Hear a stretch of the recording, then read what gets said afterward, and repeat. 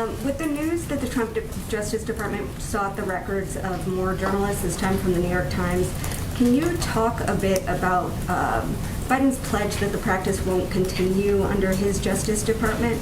Can you speak to, in particular, how can the president keep that promise while also making good on his pledge to uphold the independence of the Justice Department? Sure.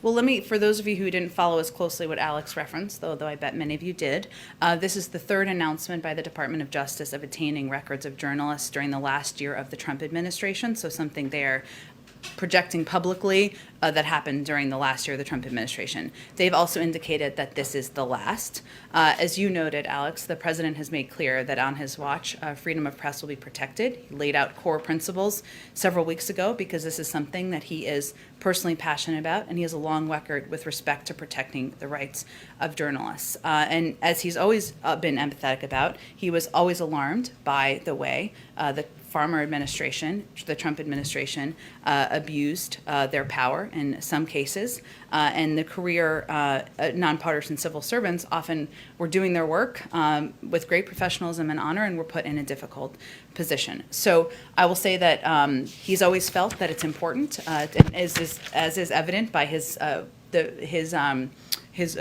words he shared just a few weeks ago, that we should always be refining and improving our approaches to how we approach this issue and any other issue. I don't have anything to preview for you in terms of a specific policy moving forward, but it's something that that's kind of his principles. He will approach this from moving forward. Well, you said the White House had not spoken to the DOJ about this particular issue.